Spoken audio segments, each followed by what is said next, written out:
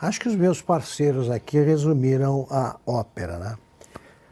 O golpe efetivo foi dado quando instituições que não podem se meter em política adotaram uma candidatura, subverteram o sistema legal, o sistema acusatório. O ministro do Supremo, Alexandre de Moraes, derrubou hoje o sigilo dos depoimentos sobre o suposto plano de golpe de Estado para impedir a posse de Lula e manter Jair Bolsonaro no poder.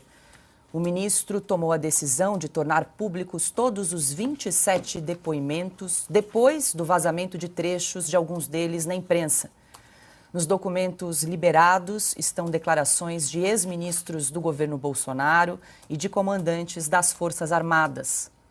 Um dos depoimentos é do general Freire Gomes, ex-comandante do Exército, que depôs na condição de testemunha à Polícia Federal.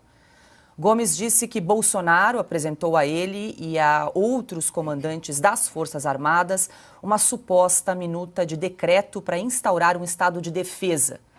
Por meio das redes sociais, o advogado de Jair Bolsonaro, Fábio Weingarten, contestou a fala de Freire Gomes.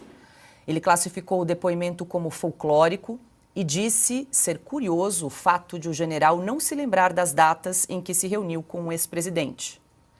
Já Jair Bolsonaro não comentou o depoimento de Freire Gomes.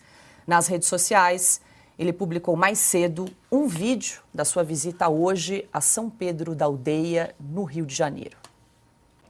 Acho que os meus parceiros aqui resumiram a ópera, né?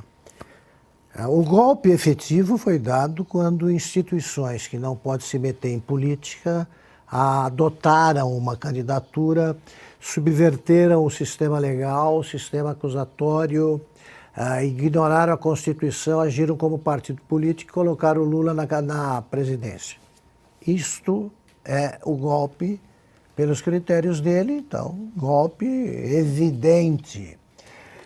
Como já foi explicado aqui, eu nunca vi um golpe de Estado que precisa da autorização do Congresso. E já está explicado aqui que precisaria. Essa minuta trata do estado de defesa, possibilidade do estado de defesa. E olha aqui, sobraram motivos na campanha eleitoral de 2022 para que um dos candidatos se julgasse golpeado, né, por quem deveria manter a segurança jurídica. Sobraram. O presidente da República, que era um dos candidatos, nada mais fez do que, como resumiu muito bem o Alexandre Garcia, examinar a possibilidade de recorrer à Constituição, tá? Em caso caso se verificasse aí a procedência aí das suspeitas que sobraram também sobre o processo eleitoral. Então vamos desenhar aí para os generais, para o Alexandre de Moraes e para os demais ministros, né?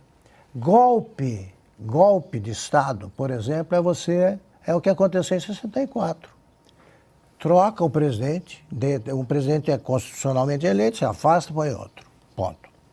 Tentativa de golpe foi o que aconteceu, por exemplo,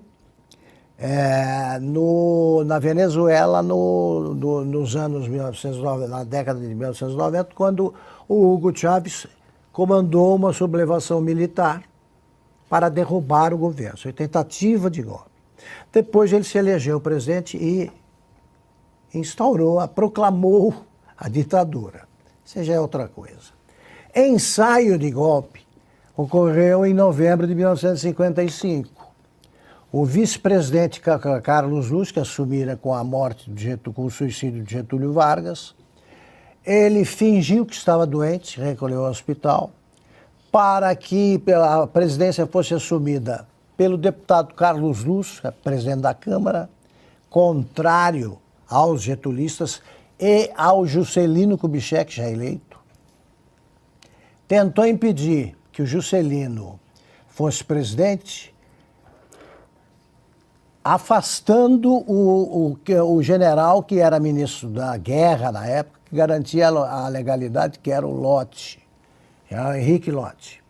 O Lott já tinha aceitado a deposição, a demissão, quando aconselhado por outros generais que queriam manter o Estado de Direito, ele reassumiu, afastou o Carlos Luz, empossou o Nereu Ramos, que era o presidente do Senado, e vida que segue. E os golpistas perderam e o Juscelino acabou se tornando presidente eleito pelo povo. Isso aí que estão falando de minuta de golpe, eu quero saber como é que é uma minuta. Se a gente combinar aqui, vamos fazer uma minuta para contar como é que foi esse programa aí. Né? No fim a gente faz. Minuta é o esboço do texto definitivo. Então você põe tudo lá.